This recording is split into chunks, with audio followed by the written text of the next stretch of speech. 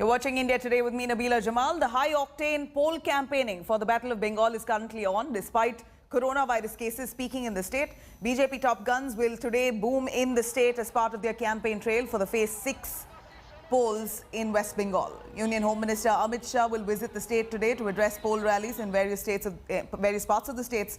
In fact, he will also lead several roadshows during his visit today. Apart from Amit Shah, BJP chief JP Nadda will also be visiting the state. He will address multiple rallies and public meetings. Remember, Bengal will vote on 45 constituencies on Phase 5 on Saturday, for which the campaigning ended on Wednesday.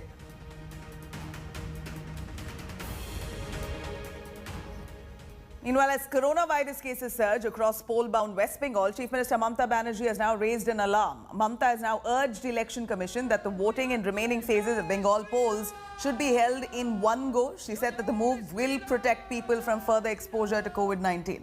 Amid the alarming COVID situation, the poll panel has, however, refused to club the remaining phases in the state. The panel will hold an all-party meeting today. Election Commission has asked parties to strictly adhere to COVID-19 guidelines of the Election Commission. In fact, the poll panel, the meeting there, will be taking place 2 days after Kolkata High Court pulled up the panel for violation of COVID norms at political rallies.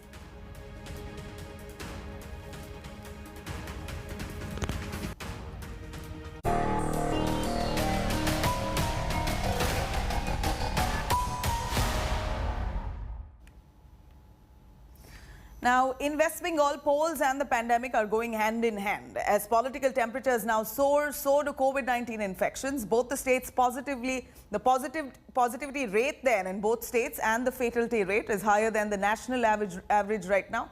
In fact, Mamata Banerjee has now written to the Election Commission demanding that polls for the next 4 phases be conducted in one go.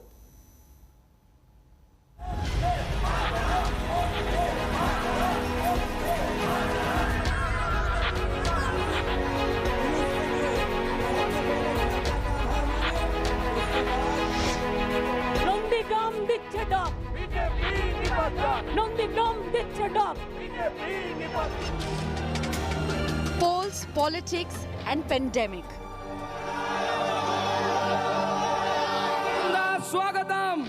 Mass gatherings and mass flouting of norms. In West Bengal, polls and pandemic are side by side. As campaign fever rises, so does the rise in cases. Massive public rallies are being held by parties in complete disregard of the pandemic raging across the city. Bengal may soon become a COVID hotbed, experts fear. So it is bound to happen, and it has happened. So couple of days actually yes, of course, these surge actually started for last 10 days to 2 weeks, but for last 7 days we see that there is a huge rush. The state's fatality rate of 1.7% is currently higher than the national average. It is at par with worst hit Maharashtra. Even scarier, Bengal's positivity rate stands at 6.5%, which is above national average of 5.2%. With multi-phased polls and extended campaign, Bengal is already reporting cases far higher than all its neighbouring states. Figures of the last 7 days show Bengal has reported 3,040 cases every day as compared to 2,122 cases in Bihar and 1,734 in Jharkhand. During the same period, Odisha saw 981 and Assam 234. So what we are looking forward to is total and abject government failure, because neither the central government has taken cognizance of what is happening. The beds in the various hospitals have already been filled up. New patients are not getting opportunities to get admitted, and critical patients are being denied basic what you call services. Netas claim that they follow norms during rallies, but the ground reality is far from the truth. पूरा election commission का जो निर्देश हमने पालन किया, stage में आप देखा सबने मास्क पहना हुआ था, मोदी जी भी मास्क पहने हुए थे और डिस्टेंस रख के बैठा। सामने भी आप ज़्यादा से ज़्यादा लोग मास्क पहने हुए थे, कुछ लोग मास्क नहीं पहना, उनको मास्क हम दिया गया। The Bengal polls still have a long way to go before the last ballot is cast. 4 more phases remain, which means more campaigning and more flouting of COVID rules. From 3,000 cases per day to about 6,000 cases per day now in just a span of a week.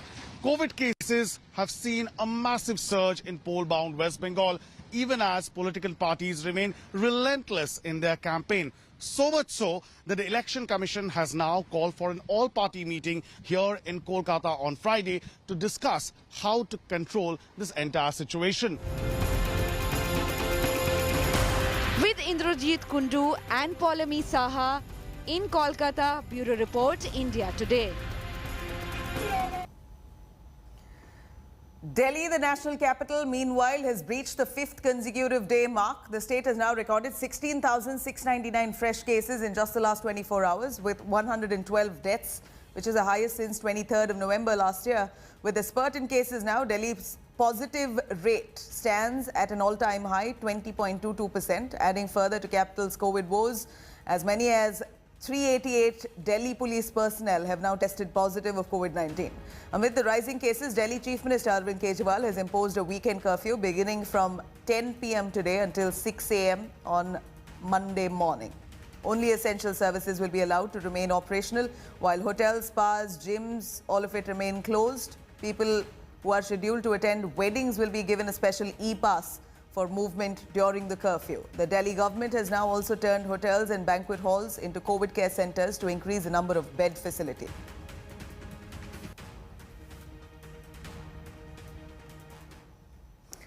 Now, after Delhi witnessed its highest ever spike with over 17,000 cases on Wednesday alone, Kejriwal government has now declared a weekend curfew to curb rising cases. Essential services only have been exempted.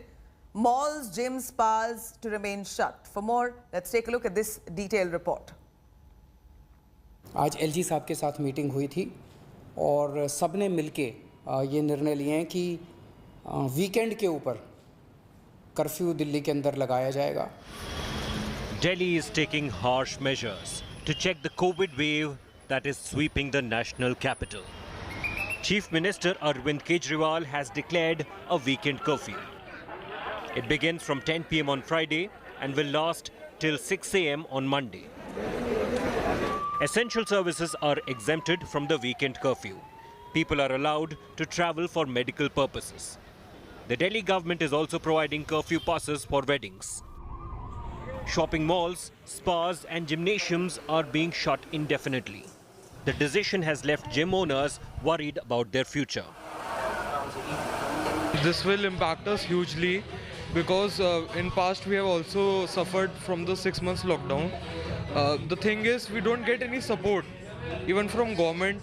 We have to pay full electricity bills, we have to pay full rent, we have to pay other miscellaneous expenses. So if you are shutting us down, please support us because we will be in a huge trouble. The Delhi government has promised concessions to the weekly markets. The traders' body has voiced its support to the Aam Aadmi Party government. Delhi के व्यापारी इस कदम को बड़ा सही कदम मानते हैं, लेकिन हमारा ये कहना है कि जिस प्रकार से, जिस तेजी के साथ, जिस बेतहाशा वृद्धि के साथ दिल्ली में कोरोना बढ़ रहा है, जब तक दिल्ली में 7 से 10 दिन का लॉकडाउन नहीं लगाया जाएगा, तब तक ये चेन ब्रेक नहीं होगी. इस चेन को ब्रेक करना बहुत जरूरी है. While hospitals are overwhelmed by the rise in cases, the Chief Minister claims the situation is well under control. Delhi में हॉस्पिटल बेड्स की कमी नहीं है. अभी लेटेस्ट डेटा के हिसाब से 5,000 से ज़्यादा बेड अभी खाली हैं. The Delhi government has ordered conversion of some hotels and banquet halls into COVID care centers and linked them to hospitals to increase the number of beds. The Delhi government is imposing weekend curbs to check the spiraling COVID cases, which are closing in on the 20,000 mark. The administration hopes the night and weekend curfews will break the chain and slow down the wave. Bureau Report, India Today. Now, the state of Uttar Pradesh is faced with twin challenge: the rising cases of COVID-19 and return of migrants, mostly from Maharashtra. India Today now, the team visited Lucknow's Charbagh station and Alambagh bus terminal to see if those returning home are being tested for COVID-19. Here's what we found.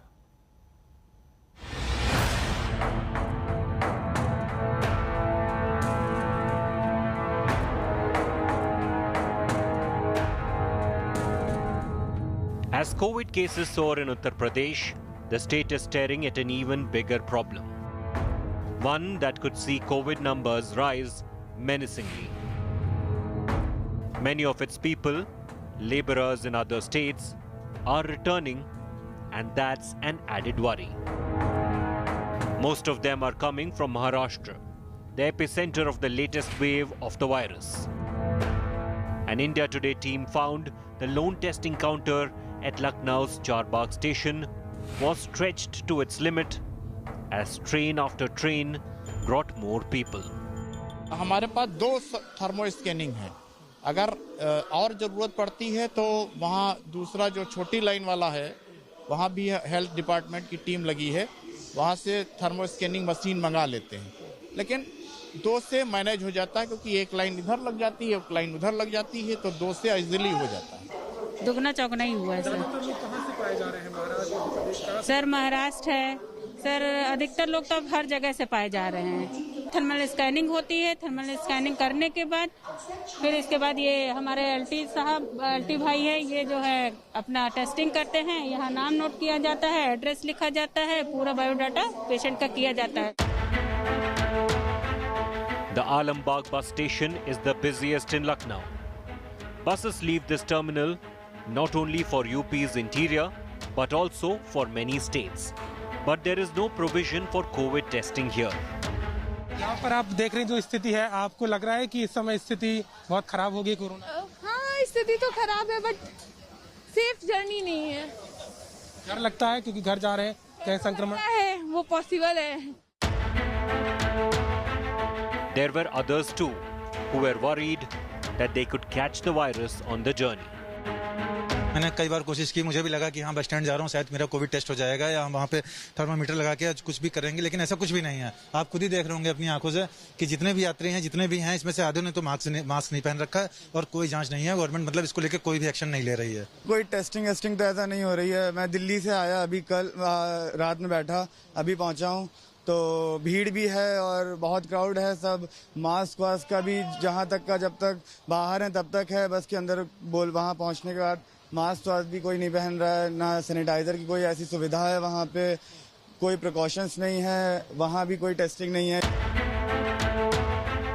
Officials at the bus depot admitted there were problems, but they said they were helpless as far as testing went. थोड़ी सी problem है और वो उनको informed है, तो वो लोग उन्होंने भेजा है, श्योर किया है कि वो भेजेंगे। The UP government has specifically laid out guidelines to be followed for workers returning to the state. But the situation on the ground is very different. The lack of basic facilities for testing means many could be carrying the virus as they head to their villages.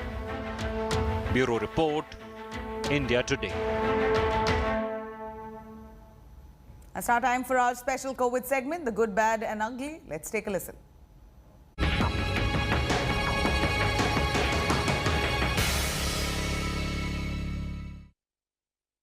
Here is the good news of the day. The Government of India has decided to expedite the entry of foreign-made vaccines to the country. The CDSCO, which is the regulator, says that within 3 days of this sort of an application for emergency use being made by each of these companies, approval is going to be given. That is, if the regulators deem it fit to give this approval. But that decision is going to be taken just within 3 days and there is going to be no delay. Of course, the rules are that if the approval is given, bridging studies by each of these companies have to be carried out. Here is the bad news. It's the return of lockdowns and curfews. Delhi city is the latest city to announce a weekend lockdown. The same has been announced by Chief Minister Arvind Kejriwal, who said that gyms, spas and malls, also auditoriums, will remain closed. Cinemas will function with just 30% capacity. The attempt is to ensure that the surge in cases is brought under control. Delhi now is the worst hit city in the country, reporting more than 17,000 cases. Here is the ugly news of the day. Defiant devotees and a defiant Chief Minister in Uttarakhand has ensured that more than 1,000 cases of COVID have been reported from Kumbh. As we saw, all caution has been thrown to wind. The result is that many devotees, sadhus in Kumbh Mela right now are testing positive for COVID-19. Uttarakhand, the state itself in totality, has seen a massive surge in cases.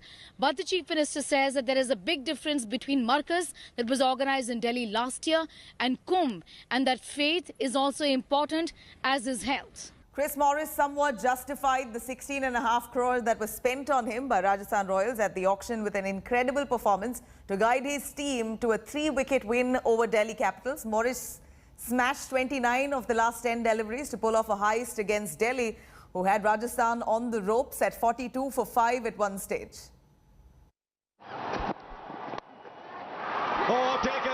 First opportunity of the season and Jaydev Unadkat made it count right away. First 3 overs and Unadkat had Delhi on the mat with 3 wickets from the top. If that wasn't enough, Mustafizur got Marcus Stoinis for a duck with a slower one to leave Delhi reeling at 37 for 4. A little bit more. It was now left to skipper Rishabh Pant and debutant Lalit Yadav to get Delhi innings back on track. Pant led from the front and got to his half-century, and runs were beginning to come at a decent pace. Oh, he gets there, well done. Riyan Parag once again got that important breakthrough, this time with a direct hit to run Pant out. Delhi still managed to get to 147 for 8, which looked like a below par score at that time on a Wankhede wicket. Conceded the boundary the first ball. Now there's a catch. Rabada. However, Delhi bowlers were up to the task, with Chris Woakes getting rid of both openers Manan Vohra and Josh Butler in the same over. 2 in the over for Chris Woakes. This one is gone. First slip. Rabada made it worse for the Royals with the dismissal of Sanju Samson. One team with slow delivery. And Rajasthan were in trouble, which became deeper with 2 more wickets from Avesh Khan. It's gone straight up in the air, should be a formality, and it's... David Miller was playing a lone hand and got company from Rahul Tewatia for a bit, during which the two added 48 runs. Onto it quickly, David Miller. Does it beat them? But Pant got Rabada back into the attack to break that partnership. Kagiso Rabada, 140 plus. However, Miller carried on to reach his half-century, and then a couple of sixes from him brought Rajasthan hopes alive. Just over for 6. Oh, there he goes. Go find that ball. They'll have to find another one. The response is... Another attempted hit to clear the fence led to his downfall, with Royals still needing 44 of the last 25 deliveries. That was hit. All seemed lost for Rajasthan, but that's not what Chris Morris thought. 27 were needed of the last 2 overs, and Morris unleashed his big hitting, first belting Rabada for 15 of the penultimate over, and then 2 towering sixes sealed the deal for a royal win by Rajasthan. The most expensive purchase of the Vivo IPL. Sports Bureau, India Today. What a poor delivery, you got to say that. And for more news and updates, do log on to indiatoday.in. You could also download our app for more. Stay tuned, news and updates to continue.